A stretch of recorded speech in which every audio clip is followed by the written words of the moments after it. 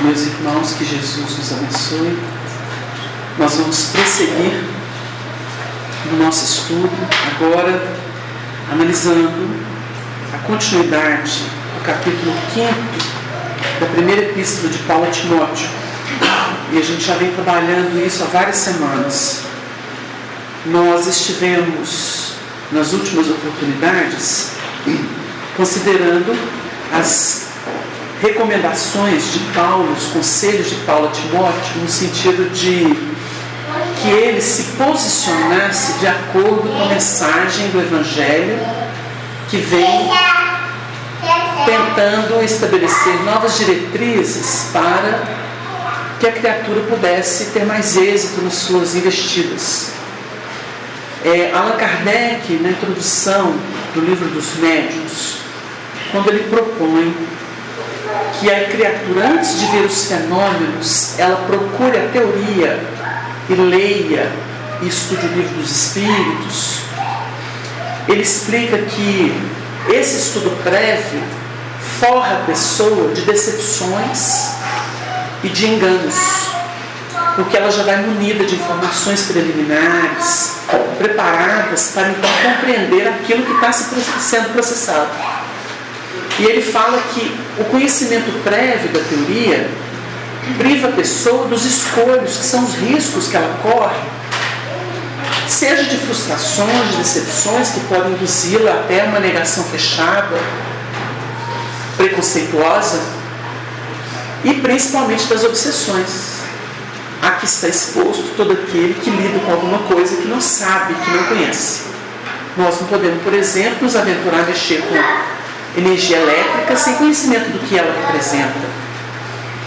Quais seriam as formas de se proteger? Do contrário, a gente corre risco, né? Risco de vida. Então, risco de morte. Então, nós vamos entender aqui as recomendações de Paulo a Timóteo para que ele tivesse êxito no seu trabalho espiritual, né?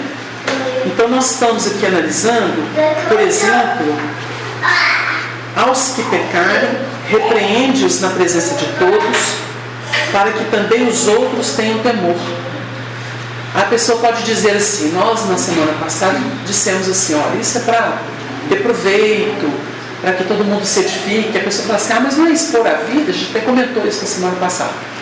Quando a gente lê o livro Nosso Lar, a gente vai observar que é uma técnica utilizada no além, em que os ministros, no caso Clarencio, vai atender as pessoas. Ele não atende uma só, ele atende duas ao mesmo tempo. O André Luiz, ele foi lá para reclamar das suas insatisfações, tentar trabalhar seus temas, e ele observa que existe lá uma senhora, até impertinente, que carregava por além aqueles seus vícios, né, conceituais da terra, preconceito com relação aos escravos e umas falas muito estranhas. E na conversa com Clarencio, ele já recebe o que ele precisa. Quando ele vai apresentar as suas, ele já não tem mais aqueles argumentos. Então a gente nota que as dificuldades de uma pessoa solucionam as dificuldades de outra. Às vezes a gente vai para uma reunião mediúnica e tem dificuldade de entender, é o erro de muita gente, a mentalidade que prevalece em muitos grupos, em que a pessoa acha que os espíritos, quanto mais número de manifestação tiver, será melhor, porque há mais proveito e mais espíritos são atendidos. Mas não funciona dessa forma. É um erro achar que tem que ser um por um. Existem casos em que realmente o toque vibratório, o médium, o grupo, realmente tem um efeito. Mas o próprio ambiente já proporciona isso para grupos de espíritos. E um atendimento serve para inúmeros outros. Tanto que já foi descrito em obras idôneas, né? E muitos médiuns já deram notícia disso ao longo do tempo, da história do espiritismo. O atendimento de um espírito afeta grupos que estão ali relacionados, às vezes, com temas que são os mesmos. Então a gente nota que há um trabalho de um atinge outros. Então, nesse sentido, ele cria uma espécie de não ter tendência, não ter exclusividade. As pessoas vão recebendo. As orientações dadas para alguém servem para muitos corações. Já se chegou à conclusão de que o problema do ser humano, não importa em que clima cultural, em que parte do mundo, são os mesmos. Nós temos as mesmas dificuldades. Nós somos irmãos nas dificuldades. E somos irmãos na herança divina, que é a mesma para todos, indistintamente. Então, nós lembramos esse fato para justificar. Aos que pecarem, repreende-os na presença de todos, para que também os outros tenham temor. Esse repreender, gente, a gente precisa entender melhor, né? É trabalhar os assuntos. Quando alguém vai, por exemplo, num terapeuta, o terapeuta não está ali para criticá-lo. Ele nem tem viés religioso, porque a gente tem um vício de interpretação religiosa que nos persegue muito, mesmo na doutrina espírita, que não se vale disso, que é totalmente à parte de teologia humana.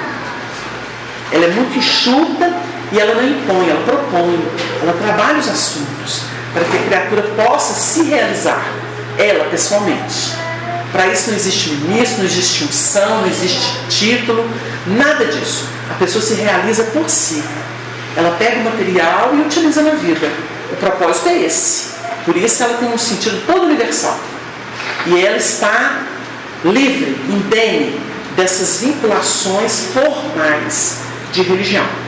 Então, quando a gente analisa, ela faz um trabalho interessante, porque ela fala assim: meu filho, o assunto é isso, as leis são essas, administra, dá conta da tua administração dentro disso. E a pessoa, se tem uma cota de forças que vale 2, ela vai até 2. E está tudo certo, ela vai ficar feliz. Se ela tem 5, ela faz 5. Se ela tem 10, ela faz 10. Se ela tem 1000, ela faz 1000 e vai. A força de um Chico Xavier é diferente da minha. Infinitamente diferente. Mas eu fico feliz de ele ter dado conta e estou tentando dar conta da minha aqui. Né? Ele pode estar no 1000, eu posso estar no 2. Mas é na relatividade. E a gente está atingindo a meta. Isso é que é importante. As pessoas não precisam se preocupar de ser igual ao outro, porque isso cria falsidade ideológica. Então, quem quer se posicionar como Chico, e vai se posicionar como ele, e vai tentar se... está sendo falso, ela tem que ser ela. No pior? Não, no melhor. Às vezes a pessoa é mais alegre, mais solta, né? Não tem aquele compromisso tão pesado, tão fechado, está vinculada a outros assuntos que o Chico não esteve, que ele renunciou, mas ela é autêntica no que ela faz. Isso que é importante.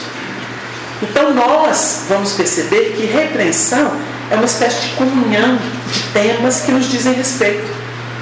Nós não vamos no terapeuta, então o assunto era esse, e chega lá, a gente explica, fala, ele não vai interferir, mas claro que ele pontua, ele lança uma ideia, ele faz uma pergunta, ele traz um pensamento. O que ele está fazendo? Está nos ajudando a pensar, está nos ajudando a nos rever, a nos estudar, a nos conhecer. Uma pessoa que vai monitorando, porque ela não deve interferir, né? Não é propósito dele interferir. Então, pegar por trás, que é a origem da palavra repreender, significa dar esse suporte, né? Pegar a pessoa e ajudá-la a ver as coisas. Esse é o propósito da repreensão, no sentido evangélico. Não é criar uma roupa costurada e colocar a pessoa ali dentro, não. Isso a Terra está abolindo, graças a Deus. Essa revolução que está se processando nessa transição é para julgar tudo que é arcaico no chão. E a gente está assistindo isso. Vai ficar o que é legítimo. Porque o que é legítimo, o que é verdade, triunfa de tudo. O que é verdadeiro é verdadeiro. É tão curioso, todas as propostas filosóficas, religiosas, elas vão passar pela moenda, que é isso que está acontecendo no mundo.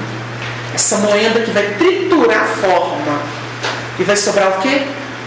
O caldinho, a seiva. E é isso que vai nutrir as almas.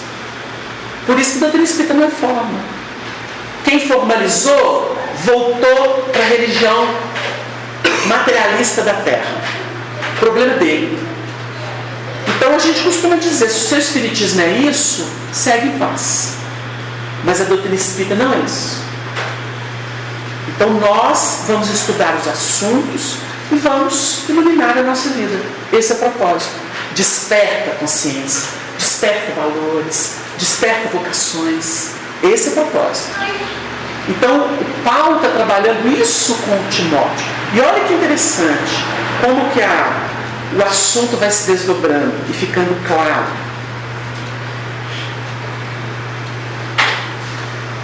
O temor a que ele se refere, só para fechar aqui, para que também os outros tenham temor, é naquele sentido de saber que é zona perigosa. Deu uma ideia? Tenho temor. Então, me contaram que aquilo é perigoso. A gente faz isso com os filhos em casa. A criança vai surgindo, você fala, meu filho, isso queima. Ele não precisa ter a experiência da mãozinha queimada. Ele pode até um dia chegar e ver que o calor está chegando. Aí vai aprendendo, forma o conceito, queima. Faz dodói? Faz dodói. Neném vai chorar? Chora muito. Então ele forma o conceito. É isso. É o temor. O temor faz com que a pessoa evite. Porque no plano da evolução, necessariamente, a gente não precisa passar por tudo. Existe o que a gente chama de analogia. Existem coisas que a gente aprende por analogia. Sabe aquilo que você passou? Que você sofreu muito? Pois é parecido. Ai, então você sofreu muito. A pessoa diz para a outra que pode ser algo que ela não sabe. Né? Porque não tem como explicar dor, nem como explicar felicidade. É algo que a pessoa tem que ir por analogia. Uma dor que ela sentiu para poder compreender a dor da outra. Então, a gente vê certas coisas, não está sendo uma dor na minha alma. Existe um registro de passado de outras dores parecidas. Não é a mesma, a gente sabe que dói. E assim a gente vai processando as experiências, né? Desenvolvendo discernimento, que é o suprassumo da evolução. Discernir é o que há. A pessoa discernida, ela não se prende. Ela vai no curso da vida. Né? Fala-se muito em linha reta, evolução em linha reta, ficam batendo cabeça para falar isso. Evolução em linha reta é isso. Discernir dentro do plano evolutivo em que se encontra. É a criatura que não resiste muito, que não fica quebrando cabeça. É aquela que falou assim, recebi o aviso, estou pronto. Recebi outro, estou pronto. Recebi outro, estou pronto. Não vou tripudiar. É por aí. Então não precisa sofisticar o assunto. É isso, é ter proveito. A gente que é espírita, querendo ou não, a gente esbarra muito na vida do Chico Xavier. Porque a vida do Chico Xavier pode parecer assim, pura santidade para muita gente. Mas a gente analisa até pelo viés do conhecimento das leis divinas que o Espiritismo revela. Então a gente olha para o Chico e fala assim, ele não foi bobo nada. Quando chuchavam ele na dor, sabe como é que ele respondia? Sem revolta. Aprendeu desde cedo. Porque primeiro foi a mãe dele que falou, meu filho, isso vai passar. Faz, obedece. Aí como ele amava a mãe, e era grande orientadora, e era uma santa, que mãe para fazer isso, minha filha, tem que ter muita evolução. Porque a mãe vê um filho de 4 a 5 anos ser tão maltratada, ela pulava no pescoço da outra. E virar obsessora. Mas a mãe é tão elevada que ela se fala, não, meu filho, perdoa. Está com fome, meu filho? Peraí. Vai lá, faz o cachorro trazer na boca um jatobá. Come, meu filho, mata a sua fome. Mãe espiritual. O que ele aprendeu? Ele aprendeu a não resistir ao mal, que é uma recomendação do Evangelho. Não resistais ao mal. O que a gente faz? Cria sistema. A pessoa não presta. Deus me livre aquela pessoa. Ela não fez o que eu queria, ela não fez o que eu merecia. Então criamos um sistema. O Chico aprendeu o contrário, desde cedo. A mãe orientou, meu filho, mas ele veio para isso. O Chico veio para exemplificar e aplicar o que ele ia conhecer. Então ele foi preparado pela mãe, recebeu uma segunda mãe que era outro anjo, que tinha princípios morais, de honradez, de equilíbrio. E ele cresceu, embora incompreendido, sem se indispor e se revoltar com as pessoas. Aprendeu a dar para as pessoas o direito de não compreendê-lo, de não aceitá-lo. Ele viveu e cresceu assim, até que chegou a ciência da vida espiritual para ele, na doutrina espírita. Quando ele debruçou sobre aquilo, aprendeu com os espíritos, com os livros de Kardec, e pôde ser médio de outros livros que elucidavam ainda mais, desdobrando aquilo que Kardec tinha trazido. O que ele fez? Aí que ele não recalcitrou mesmo. Querem me tomar a túnica, eu dou a capa também. Foi assim que ele fez. O Chico tinha gente tão obsidiada em cima dele, sabe o que ele fazia? Ele estimulava as coisas boas que essa pessoa tinha e exaltava isso em público para as pessoas. Ao invés dele falar mal dos problemas que a pessoa tinha, e foram muitos obsidiados que viveram sugando ele só falou as virtudes da pessoa. Se ela não tinha, ele falou como sugestão. E ele viveu assim. Ele viveu debaixo de pancada, vendo o lado melhor da pessoa e exaltando esse lado. Aí o povo falava assim: ô Chico, você é louco. Ele falou: não, meu filho. O Arnaldo contou pra gente. O Arnaldo chegava no ouvido dele várias vezes, conhecia as pessoas e falava assim: canalha, Chico, cuidado, canalha. Diz que ele olhava para ele e falou assim: ô meu filho, fala isso não. Fulano é tão bom. E não dava outra. Era gente que vinha e roubava eles, era gente que vinha e dava cano, era gente que vinha e usava o nome dele para oferir vantagens financeiras, pessoais, coisa que ele nunca fez. Fazia o nome dele. Tem a história de um camarada que foi muito íntimo e que faz parte da história deles de outras vidas, dele e do Arnaldo Rocha, porque na época foi filho deles.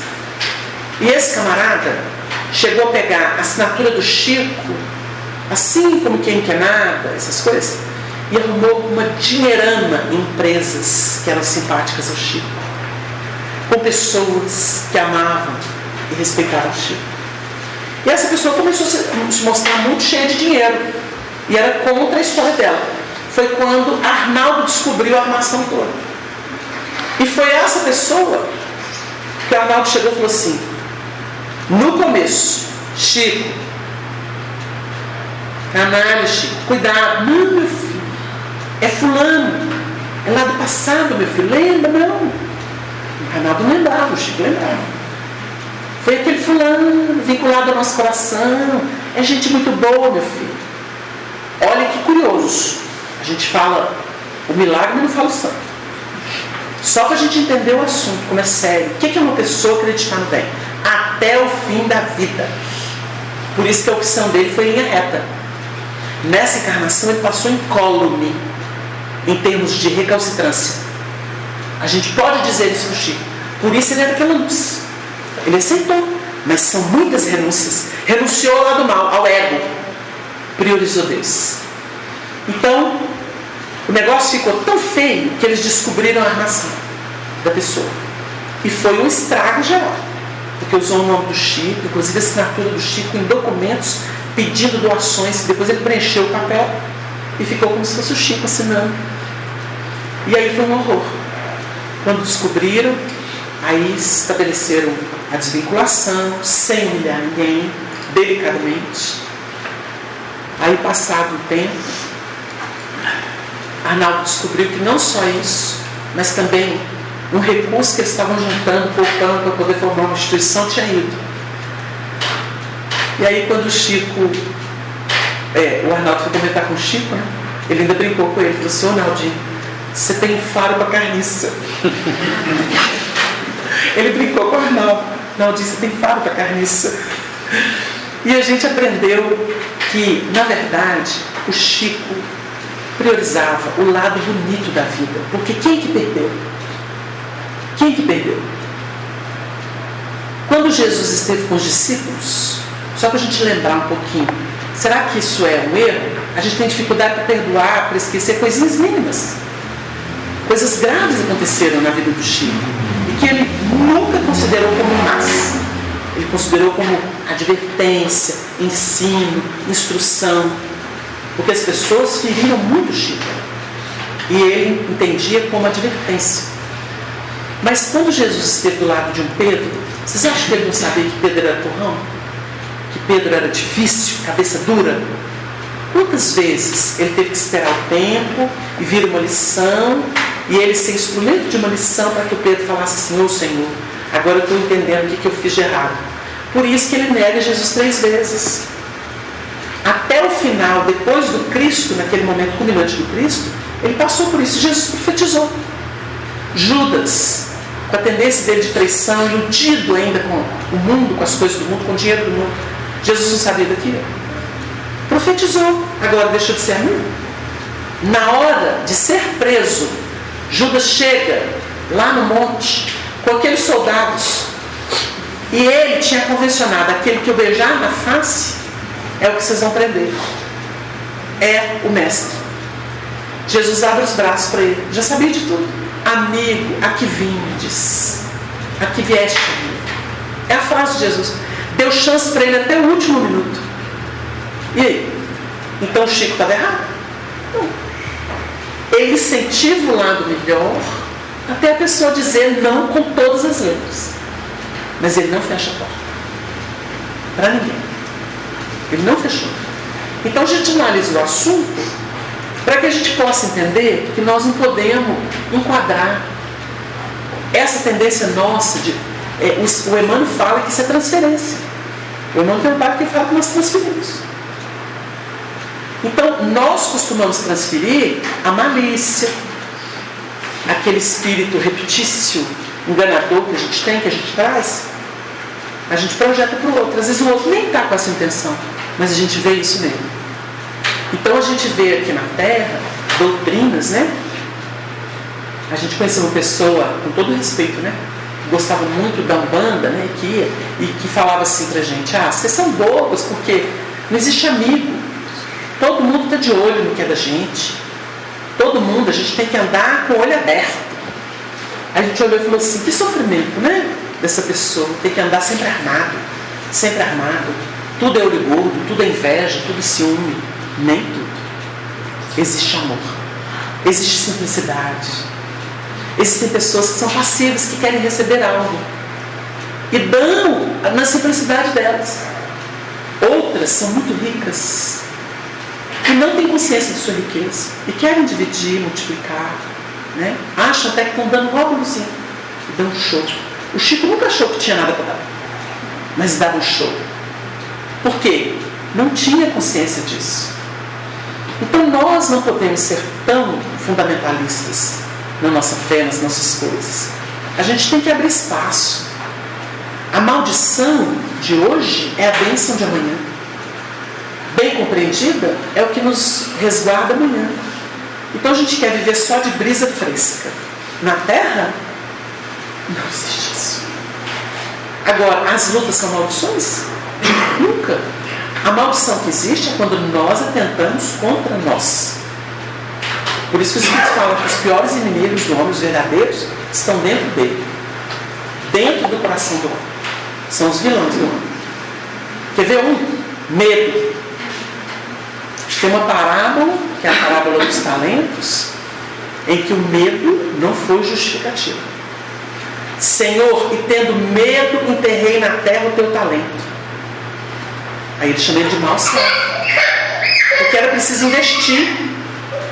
Era preciso investir, era preciso trabalhar, era preciso ousar. A gente fica achando que tem que ficar guardadinho? Não. Quando Jesus chegou no mundo, ele falou assim, existia um ensinamento muito sábio que diz assim: não faças a teu próximo o que não desejas que o teu próximo te faça. Aí Jesus chega e diz assim: faça a teu próximo o que desejas que o teu próximo te faça. Ele positivou o ensinamento. Porque o primeiro, gente, é viver na defensiva. Ninguém evolui na defensiva. Ah, eu não ouso. Eu não faço. Eu estou quietinho no meu canto. Isso é covardia. Se a gente for fazer um estudo, a gente chega no egoísmo. No egoísmo. Agora, a pessoa que se expõe, a pessoa que se dá, A pessoa que apanha porque quer se dar, essa é corajosa. Ela está iniciando um circuito de doação e consolidando esses conceitos na alma. Ainda que ela apanhe muito, quando chegar lá na frente, ela carrega aquele exercício que se torna virtude. Porque ela saiu dela, saiu de si, saiu para conquistar outros territórios. Onde ela começa a viver? Em que ela se encontra melhor do que era? Na verdade é isso. Então a gente pergunta assim, existe cristão que não apanha? Não. Porque ele não é passivo, ele é ativo. E porque ele é ativo, o mundo bate. Bate onde? Aí tem que estudar André Luiz no Evolução em Dois Mundos. Bate no ego. Quebra essa cristalização chamada egoísmo. Toda vez que a gente apanha numa faceta da personalidade. Dói porque a gente ainda vive na personalidade. O dia que a gente falar assim, isso não tem importância. Eu ouvi isso da irmã do Chico. Lucília, um dia, eu visitando lá com Arnaldo Rocha e Pedro Leopoldo, batendo papo, tomando café, ela contando umas histórias, relembrando com o Arnaldo, que o Arnaldo foi igual irmão para elas. Viveu junto deles ali, dormia na casa. Então ela falou assim, Arnaldo era nosso irmão, né, Arnaldo? Arnaldo ria. Porque, meu filho, nós vivemos com o Chico aqui desde pequeno. Eu vou te contar uma coisa. O povo podia falar o que fosse do Chico. Eu já vi o Chico até levar safanão dos outros. Ele nunca se importou. Nunca se importou. Nunca vi brilho no Chico de dizer que era absurdo, que tinha apanhado, que a pessoa maltratou, que bateu. Nunca vi ele fazer isso. Agora, meu filho, quando as pessoas vinham falar contra a doutrina, desprezar a doutrina, o evangelho, meu filho, esse homem virava onça. Aí o Chico ficava bravo. Isso eu ouvi da irmã do Chico. A única vez que o Chico ficava bravo, meu filho, é quando falava mal da doutrina e do evangelho. Aí ele dava a resposta. Olha que bonito. Não era ele. Então a pessoa, quando abre mão dessa bobajada, né, que é o ego, que é a condição da personalidade, ela não liga mais. Ela triunfa. E aí não tem obstáculo para a luz. Porque quando a gente fica muito cheio de... A gente vê muita obsessão, auto-obsessão. Isso é um estudo bonito. Está cheio de auto-obsessão. O que é isso? A pessoa se obsedia. Fulano está me traindo. Fulana está gostando de outro. E aí começa. Do nada. Fulano está roubando meu dinheiro. Fulano não está chegando em casa. E a gente vai criando sistemas. As pessoas precisam respirar. Outro dia a gente estava ouvindo uma amiga nesse plano de relacionamento. Aí ela está lá com o sistema dela, a ferro e fogo, ali, chicote na mão, né? Relacionando com ele, chicote na mão. E a gente é a marca de um outro relacionamento. Marca dolorosa, não deu certo, né? Então assim, os dois se conheceram, se apaixonaram, mas ali, chicote na mão. Tudo tem que ser da cabeça dela. Eu virei e falei assim, você está errada. Não pode ser assim. Mas não sei, essa mulherada dando em cima. É questão de seletividade. Se existir algo mais que o simples desejo de ficar uma vez ou outra com a pessoa, não vai ser fácil de trocar por outra não. Se existe amor, existe um vínculo que ninguém tem com ele. Então você tem que confiar. Você tem que deixar a pessoa respirar. Ela tem iniciativa, porque você está sendo o homem da relação, né? Você sufoca, impõe. Achou um absurdo a primeira vez. Aí como passou por dificuldades, começou a pensar nesse sistema de ser mais passiva, deixar ter iniciativa, para ver se a coisa fomentava. Não deu outra, né? Há pouco tempo soltou foguete lá, falou assim, olha, fui pedido em casamento. Falei, viu? Por quê? Qual foi a argumentação para o pedido de casamento? porque eu vi que você mudou e eu te amo, mas daquele jeito não dava. Olha que coisa. Aí eu ganhei o prêmio.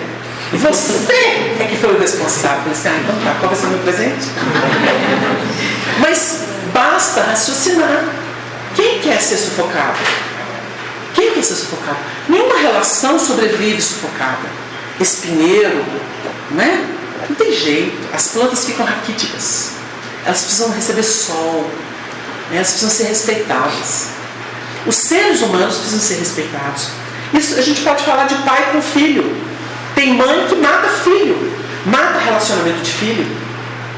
Porque não quer, porque não concorda, porque não é a pessoa.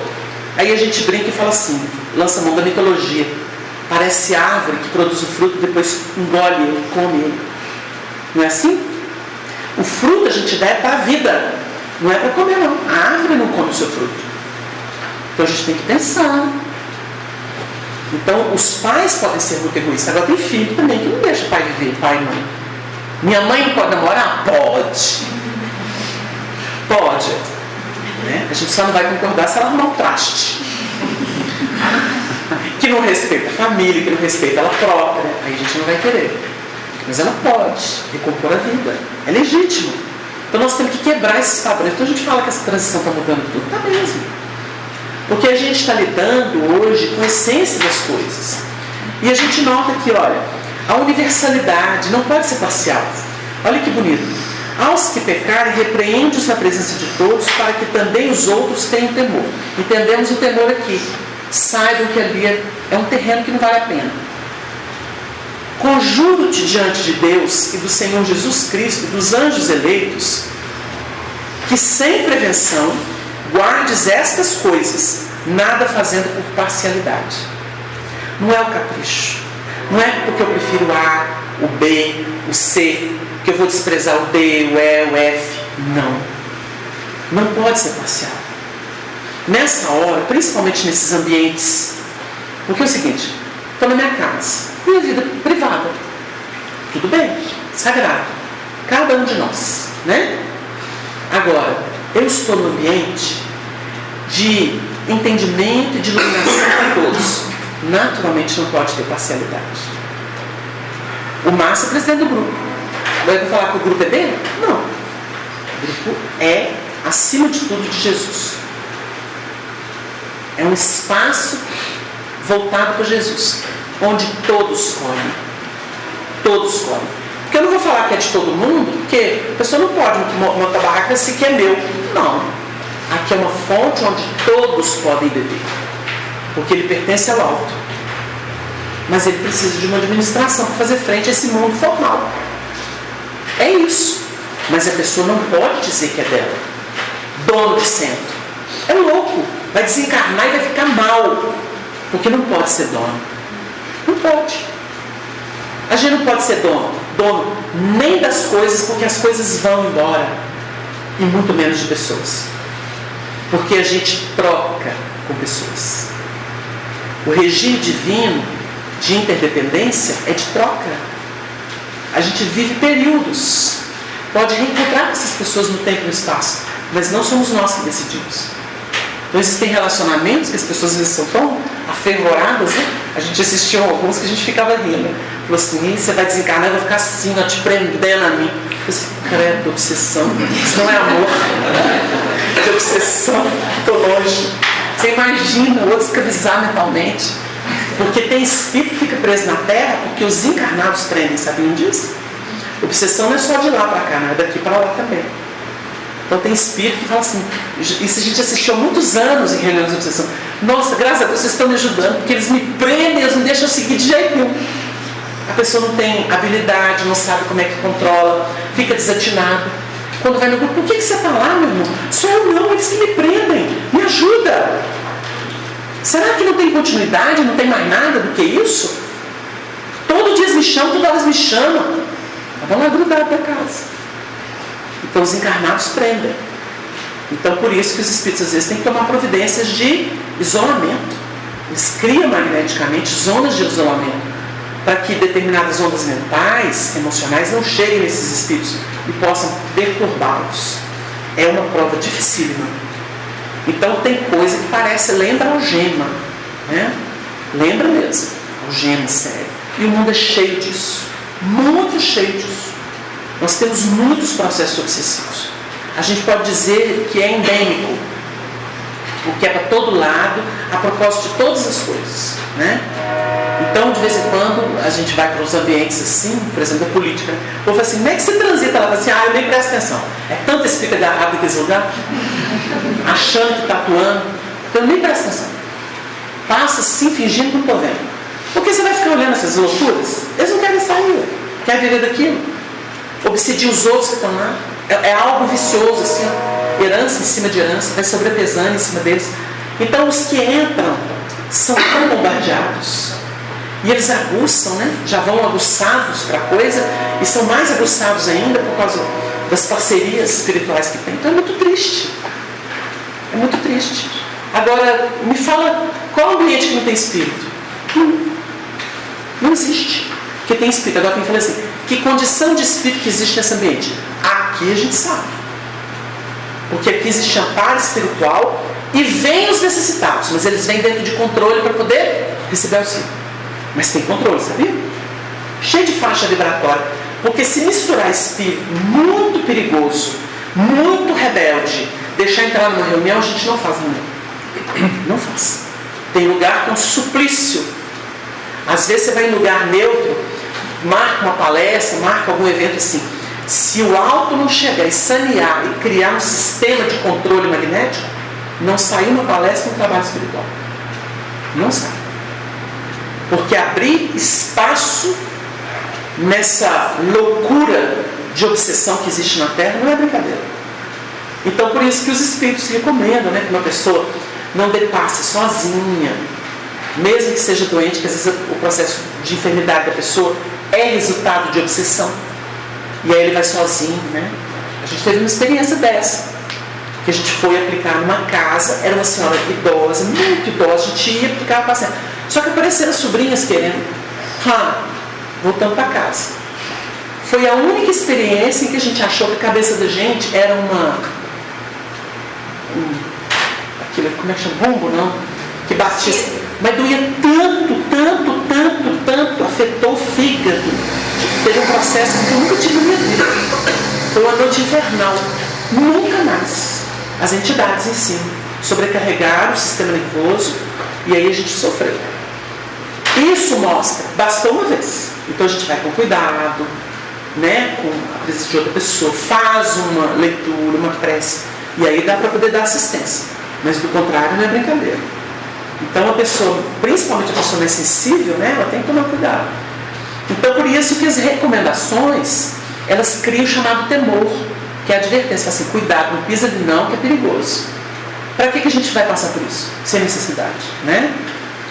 Tudo bem, passa, renova, tem alguém que socorre, busca lá um auxílio, mas para que passar?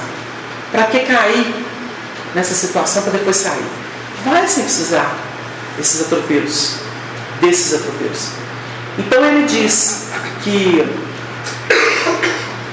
conjunto diante de Deus, do Senhor Jesus Cristo e dos anjos eleitos, aí vocês veem a sequência, né? Deus, o Pai Criador. Jesus, o Cristo que revela Deus.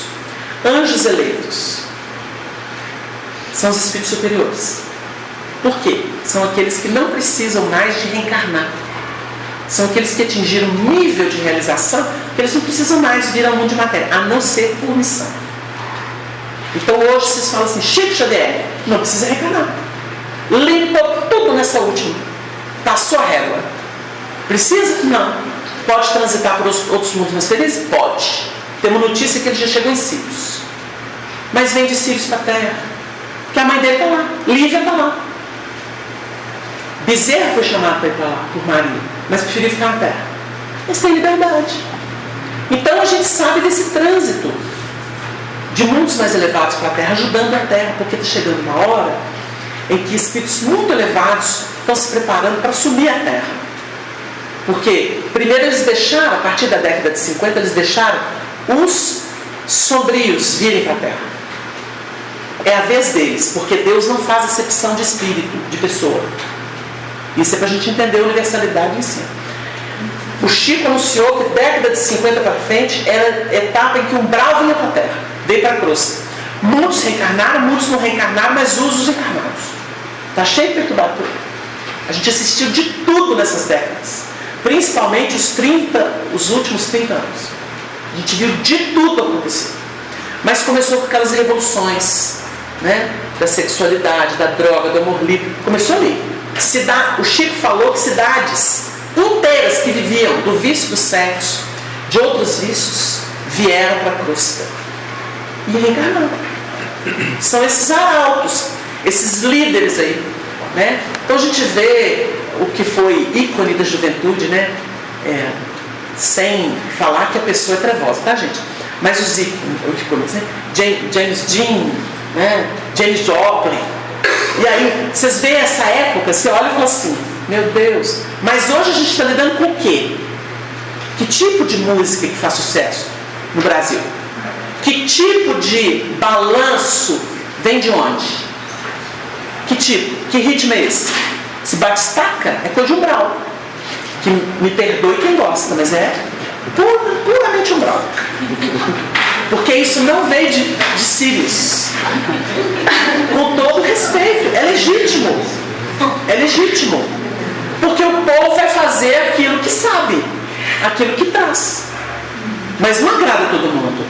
Se eles não gostam de música mais apurada, mais bem constituída, não tem problema não. Gosta deles. Agora, nós temos direito de não gostar deles e gostar de uma música mais apurada. É direito. Não é democracia? Nós vivemos nela. Então não é ditadura. Não é ditadura da cultura, da arte, né? Embora a mídia queira impor isso. Não sei se já perceberam. Mas a grande divulgadora dessas coisas esquisitas é um canal de televisão. Muito famoso. Enfia aquilo dela abaixo do povo todo dia em todos os programas. Por quê? Comprometida com treva.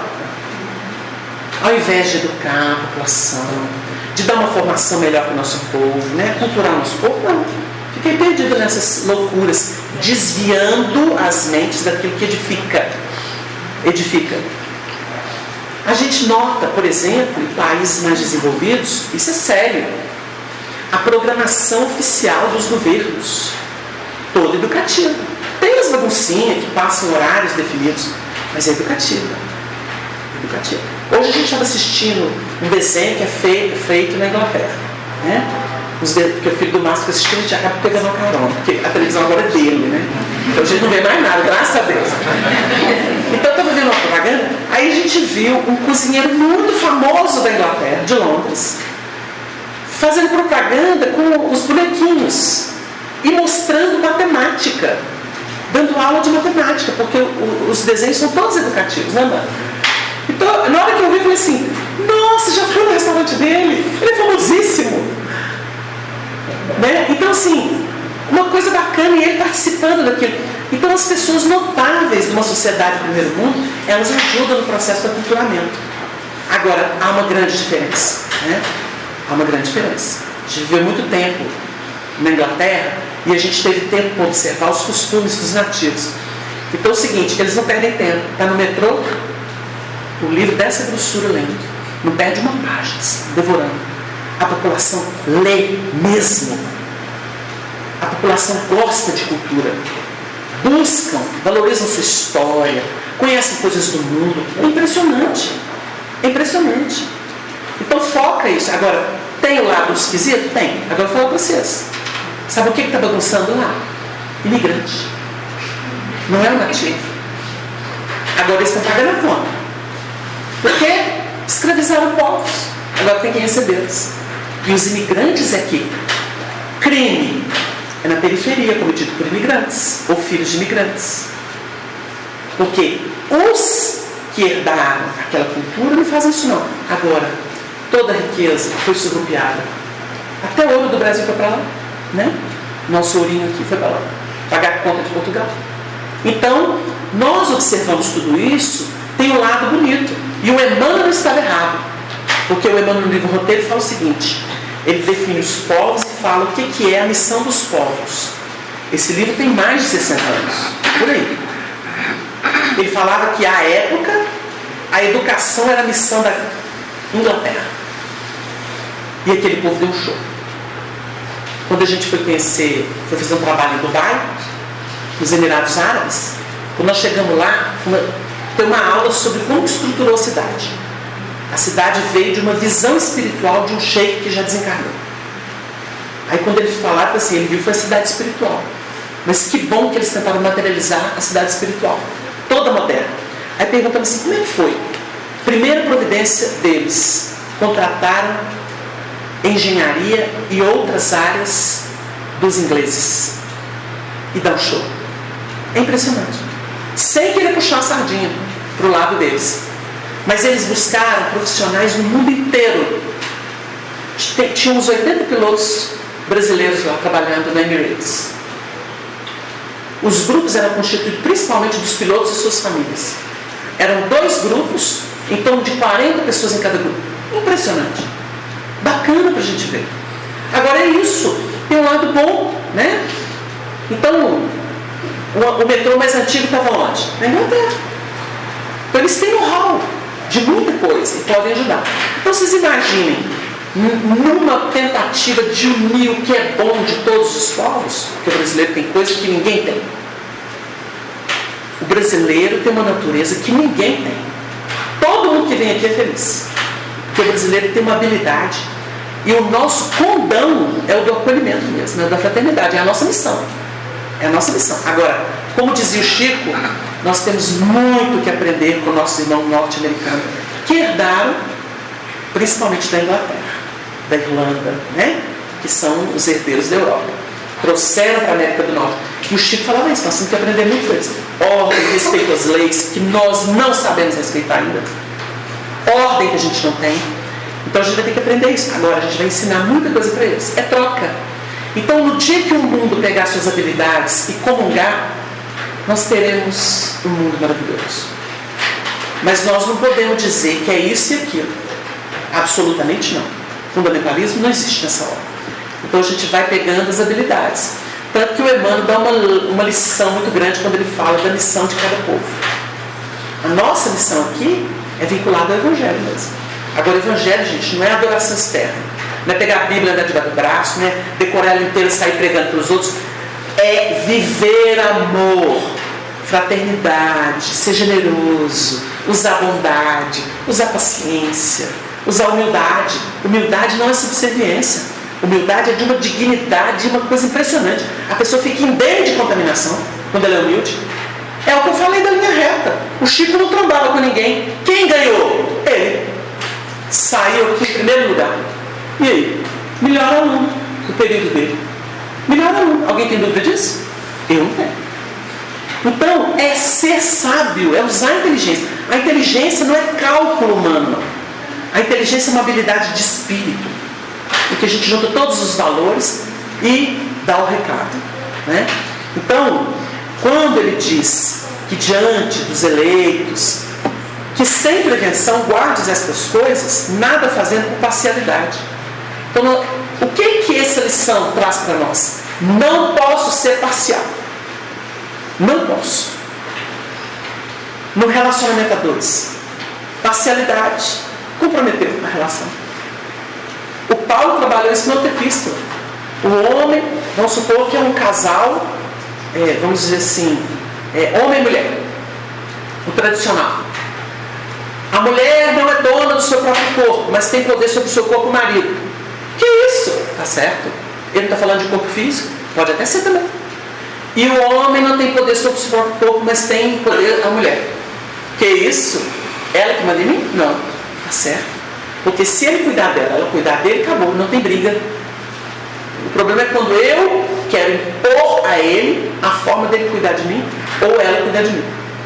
Acabou. Acabou. Não tem relação, tem atrito. Aí é briga de egos. Né? Briga de egos. De vez em quando vivemos aberrações aí. Vai com Deus. Né? Que o Senhor harmonize. A ninguém imponhas precipitadamente as mãos, nem participes dos pecados alheios. Conserve-te a ti mesmo puro. Isso aqui ele vai fechar a ideia. Por quê? Quando ele diz assim, imponhas precipitadamente as mãos, não vai dar tempo. Esse impor as mãos tem um sentido todo espiritual muito profundo, né? Porque representa uma espécie de consagração de valores espirituais. Não pode ser precipitado. Não pode ser precipitado. A gradação dos processos de entrega. A gradação. Nós não podemos violentar a consciência alguma. Jesus, diante dos discípulos, nunca impôs. Ele esperou o tempo. Aí a gente lembra do irmão. Deus não usa violência, usa o tempo. E sobre a outra questão aqui, nem participes dos pecados alheios. É ter parte, né? Banquetear-se. Então se ele vê, lamenta, mas não entra não. Aí entra um texto do Emmanuel, que isso aqui vai longe, em que o Emmanuel diz assim: os censores, geralmente, é o texto, os censores do comportamento alheio terminam por repeti-los no tempo. Entendeu? Quanto mais você aponta dedo para o outro, mais você se candidata a fazer o mesmo. Então por isso que ele fala, não participes dos pecados alheios. Abençoa e passa. Cada um tem necessidade de uma coisa. Tudo é aprendizado, gente. Tem coisa que realmente faz a pessoa sofrer. Mas se a pessoa quer sofrer, quem vai impedir? Quem que segura? A gente vê muito pai e mãe aí desesperado porque o filho abraçou a droga e não quer saber de ninguém mais no mundo. Alguém consegue? Deus sabe. Porque Ele vai utilizar uma força de amor que às vezes a gente não tem, mesmo sendo pai e mãe. Às vezes vai usar uma pessoa e vai chegar na vida daquela pessoa. Ou uma bomba, né? Mas Deus tem, como diz Minei, Deus tem estrada onde o homem não vê caminho. É isso que a gente não pode perder de vista. Agora, se para perder, Deus não tem um. Porque é tudo filho dele. E Ele ama plenamente, coisa que a gente não sabe o que é. A gente tem um amor relativo, ainda no plano do negócio, porque é recamado de ego. Agora, Deus, puríssimo. Então, confiamos no amor dele, que Ele tem como resolver as questões. Se Deus quiser, semana que vem a gente retoma. Muito bem, gente, vamos caminhando para o encerramento da nossa reunião e vamos ouvir as páginas fotografadas. Renovando esperanças. Queridos irmãos e irmãs, que a bondade do Senhor nos alcance. Ciclos definidos de trabalho tornam-se bases importantes para as projeções evolutivas da alma em trânsito pela Terra. Os anos a se sucederem assinalam trechos valiosos da infinita estrada do progresso, auxiliando-nos a formar seguras concepções da vida, facilitando-nos a fixação dos valores espirituais.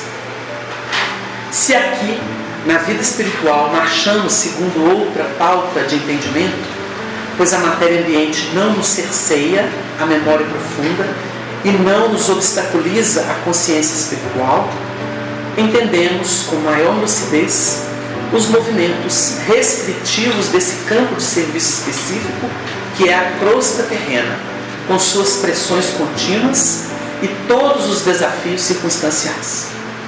Acompanhamos vocês todos dentro das oportunidades que nos oferecem e sentimos o quanto cada um tem lutado, portas adentro de si mesmos, por vencer-se, ajustando-se aos padrões do Evangelho que estudamos aí e aqui, com a mesma certeza de encontrar a grande luz da perfeição com Cristo. Não importa, meus amigos, o tipo de experiência e de luta que cada qual enfrenta por aí no mundo, no globo.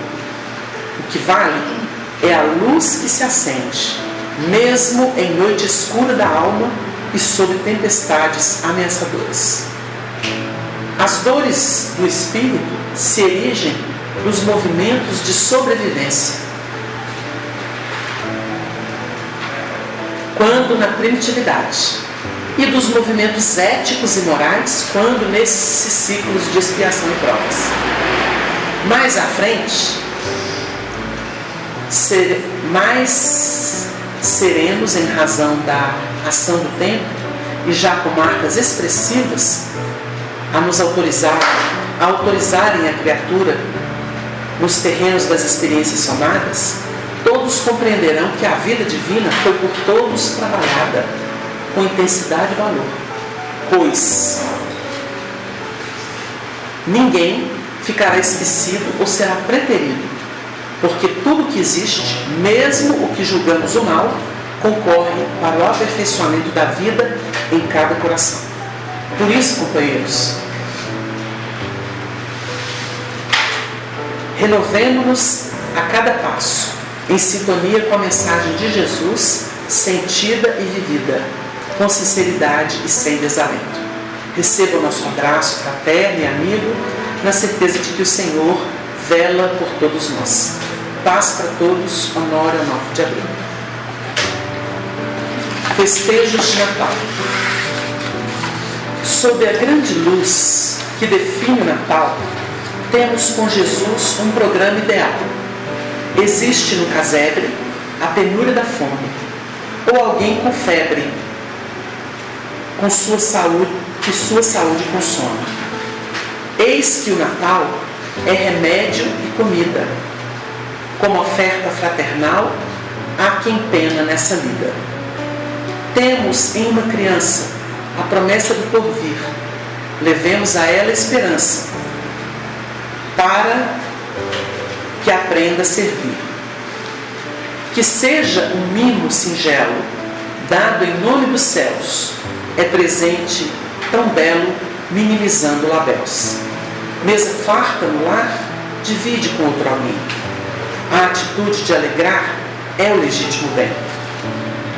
Um abraço, uma oração, relembrando o Senhor Jesus, é força do coração, aliviando o peso da cruz. Natal, aqui no além, é uma festa de amor. Todos nos ocupamos de alguém para falar do Senhor. É tempo de dividir do que somos e temos, para com o Mestre seguir, dando é que vencemos. José Grosso.